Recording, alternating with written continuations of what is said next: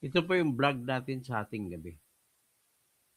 Pag-usapan natin sa ngayon kung bakit magbablog ako ngayon. Napaka-importante. Dapat ba malaman yung kaibigan kong si Malo, si Gloria, kung bakit ako dapat mag-vlog sa ngayon. Ang balita ko pa sa inyo ay si Attorney Kaufman na magaling na abogado ni Duterte ay nagpaalam na siya sa ICC na aalis na siya bilang abogado ni Duterte. Despite the sterling performance, magaling ang naging trabaho pinakita ni Attorney Kaufman. Napakagaling. Not an ordinary lawyer can do it. So, pero ang kontrata niya ay hanggang March 31, 2026 lamang. So, extended pa siya pala. So, kaya umalis siya at para magbigay ng daan na kukuha si Duterte ng bagong abogado. At kumuha na nga si Duterte ng bagong abogado. Ang engagement po ni Duterte kay Attorney Kaufman ay it turned out to be unfruitful kasi hindi nga naipanalo pero napakagaling ng argumento. Kung hindi man naipanalo, it is because walang ibang dahilan kundi yung mga ICC judges mismo ng tigas ng ulo nila. Hindi sila sumusunod sa kung anong nakasulat sa batas. Ang sinusunod nila yung kanilang emotion. Wala tayong magagawa. Yan ang kalakaran. Pero magsisilbi na isang tawag ng konsensya yung isa sa apat na judge na kumontra sa desisyon. At ang isang judge nito si Judge Gutsa Lord Kipanidze na siyang dati may kasama siya dyan si Judge Pirindi Britsenbaut.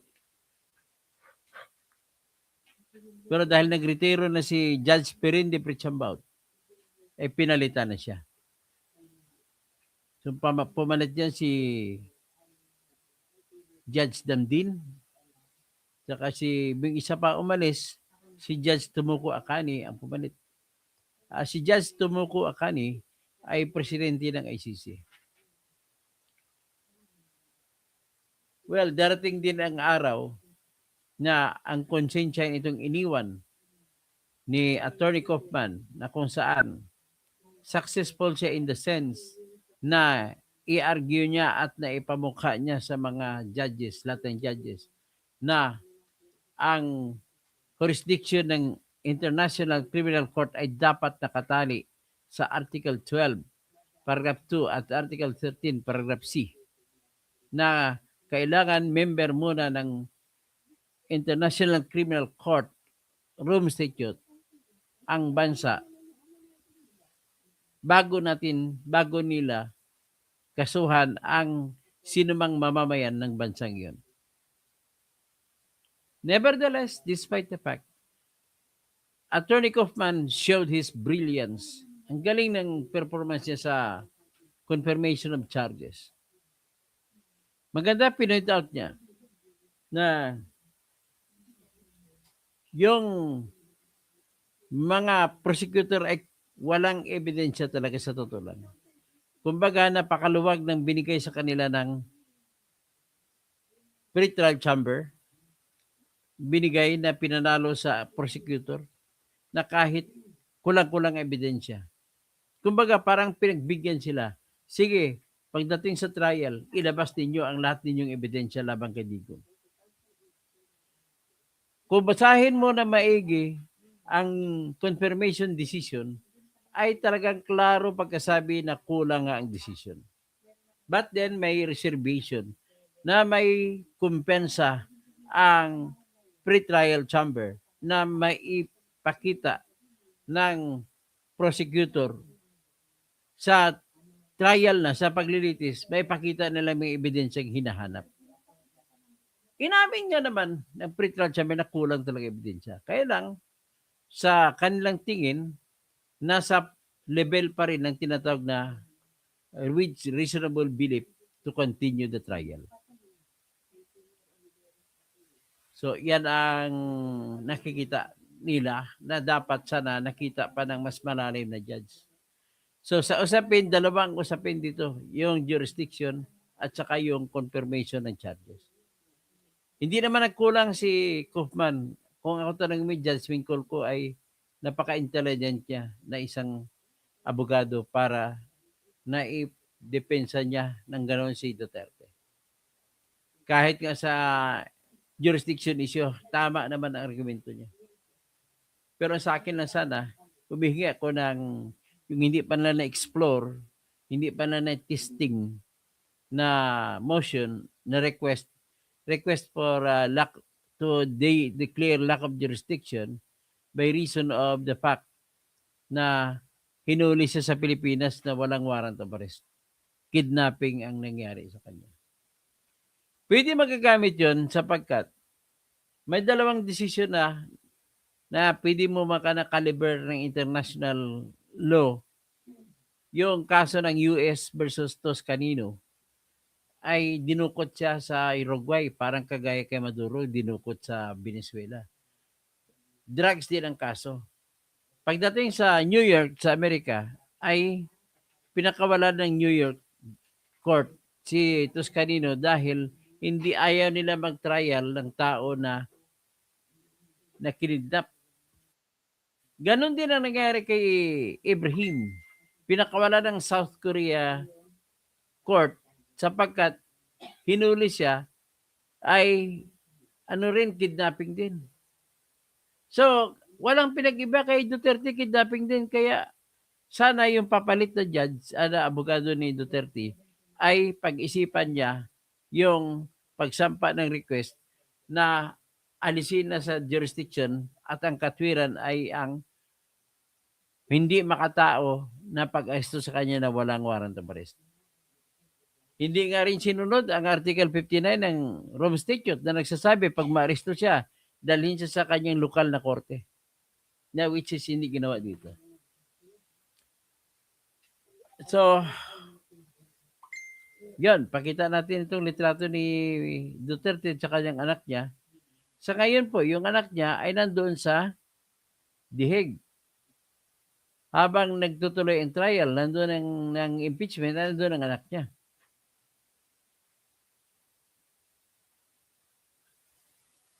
So magbibigay siya ng suporta at hindi niya binanggit ni Sara sa kanyang ama na in-impeach na pala siya. Hindi niya binanggit. Mas gusto pa niya manatili na hindi nagwo-worry ang ama niya.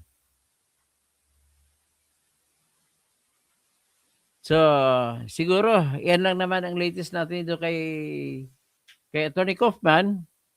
At thank you very much, Attorney Kaufman, for the brilliant performance. You showed your brilliance. You are a super attorney. Maraming salamat po sa iyo, Attorney Kaufman, from the Filipino people who love Duterte. We thank you. We thank you. We cannot say, we know thank you is not enough to express our debt of gratitude to you, Attorney Kaufman. Umalis na siya. May bagong kinuha. Kasi kahit na nag-expire kontrata niya, pwede naman baguhin yun.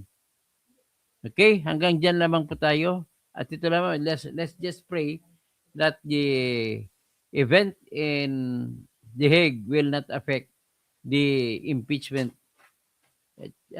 proceedings against his daughter, Sara Duterte, na minamahal natin. So, sana, yan ay magbigay swerte despite the fact na hindi mo naman makonsider talaga na swerte yun. So, I just hoping na magbigay ng swerte. So, with this, patugtugin natin ang kanta ni Sara.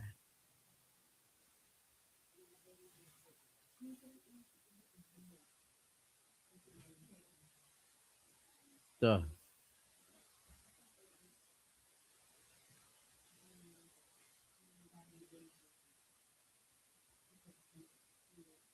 Sara, Sara, wala nang iba. Sara, Sara walang pag-asa. Sara-sara, siya lang makapakulong. Mga kontraktor ubusin niya, si BBM Sandro ikulong niya, si Tamba Zaldi ikulong niya. Tapang at malasakit ibalik, para bayan ay manahimik. Durugin ang sindikato sa korte, sa DPUA, sa DS Void, sa PhilHealth. Ito naman.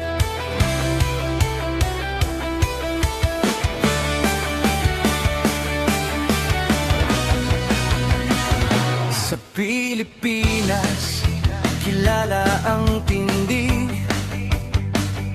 Hindi kayang bayaran nino man ang kanyang prinsipyo. Kapag may inaapi, siya ang nariyan. Kapag may bayaran, siya ang hadlang. Hindi siya tiklop sa pananakot ng iilan, hindi siya alila ng sino mang mayaman. Kung ang kapangyarihan nila ay inaabuso, hinahawi niya yan mano-mano. Kapag ang taong bayan ang nasasakal, siya ang unang sumusugot, tumatagal. Hindi perang sukatan ng halaga, kundi kung sino ang lumalaban para sa masa. Totoo kasing tirador, totoo kasing tirador, kakampi ng naaapi, kalaban ng sakim na mandarambong. Totoo kasing tirador, totoo kasing tirador, hindi kayang bilhin ang puso niyang matibay.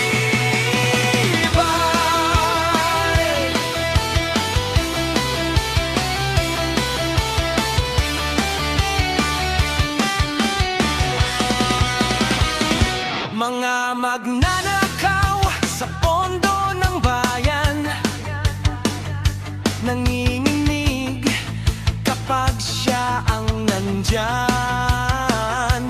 Bawat piso, bawat sentimo, kailangang sagutin sa mata ng tao.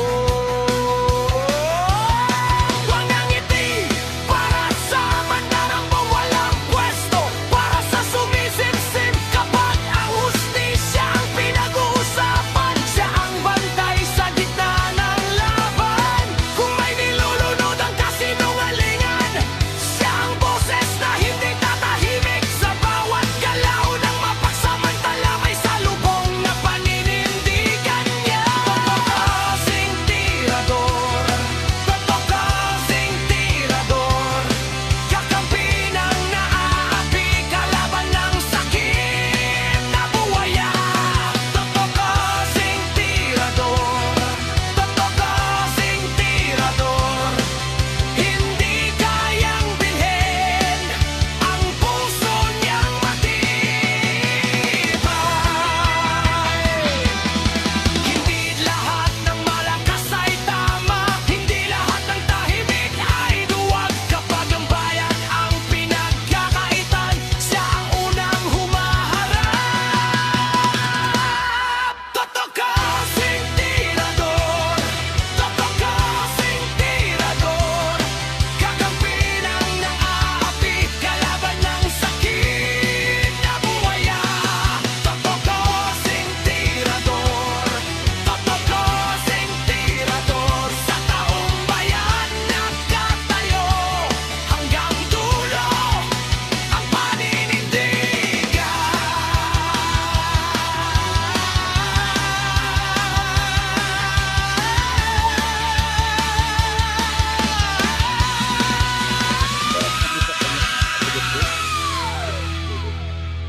Yan po ang pwede pa tayo isa pang kanta. Pero ino lang po ang istorya dito. Umalis na po si Attorney Kaufman bilang abogado. Nag-expire ng kanyang kontrata at hindi na ni-renew ni Duterte. Anyway, we'll just expect na yung papalit kay Attorney Kaufman ay kasi